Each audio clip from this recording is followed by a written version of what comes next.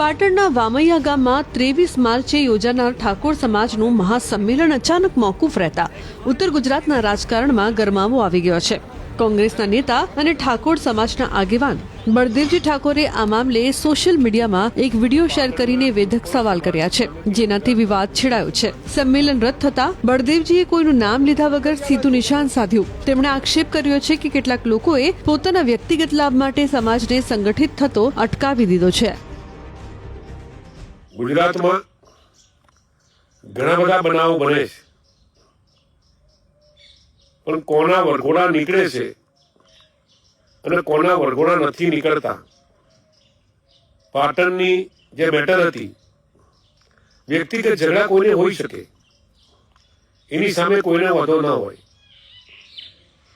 દરેક સમાજની અંદર આવા નાના મોટા ઝઘડા ચાલતા હોય છે, પરંતુ પોલીસે એની બહાદુરી બતાવવા માટે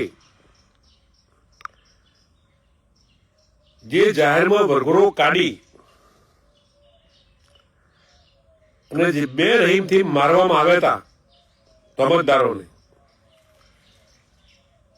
એવા તમામે તમામ ગુજરાતમાં તમામે તમામ જગ્યાએ પોલીસ તમામે તમામ લોકોના વરઘોડા કેમ કાઢતી નથી અને કેમ એક જ સમાજના વરઘોડા કાઢે છે? એની સામે નું આ સંમેલન હતું. ફરીવાર આવી ભૂલ ન કરે સરકાર અને પોલીસ, એની સામેનું સંમેલન હતું. પરંતુ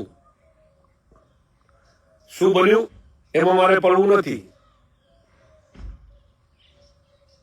વ્યક્તિગત લાભ લેવા માટે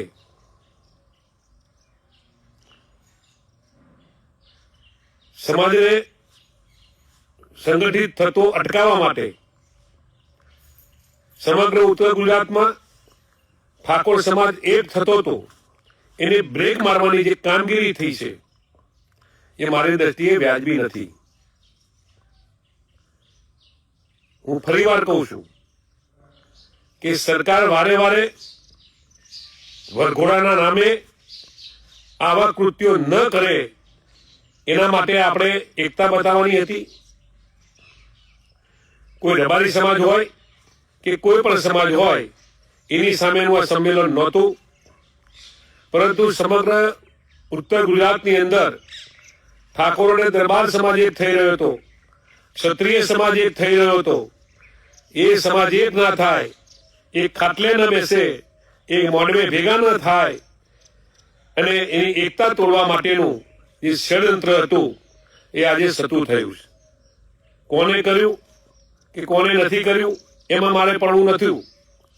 હું એટલું ચોક્કસ કહીશ કે વામૈયાની મેટરથી સમગ્ર ગુજરાત, ઉત્તર ગુજરાતના તમામે તમામ ક્ષત્રિયો જ્યારે એક થતા હતા, ત્યારે એને જે લોકોએ અટકાવવાની કામગીરી કરીશ એ નહીં કરવી જોઈએ. આ એવો મોકો હતો કે સમગ્ર ઉત્તર ગુજરાતના તમામ ક્ષત્રિયો એક તોતણે બંધાવાના હતા.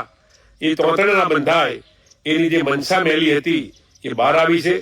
ત્યારે આપ સૌને વિનંતી કરું છું કે સમાજની એકતા વધે, સમાજનું સંગઠિત બને અને સમાજ શિક્ષિત બને, એ દિશામાં આપ સૌ આપણે કાયમ આગળ વધીએ.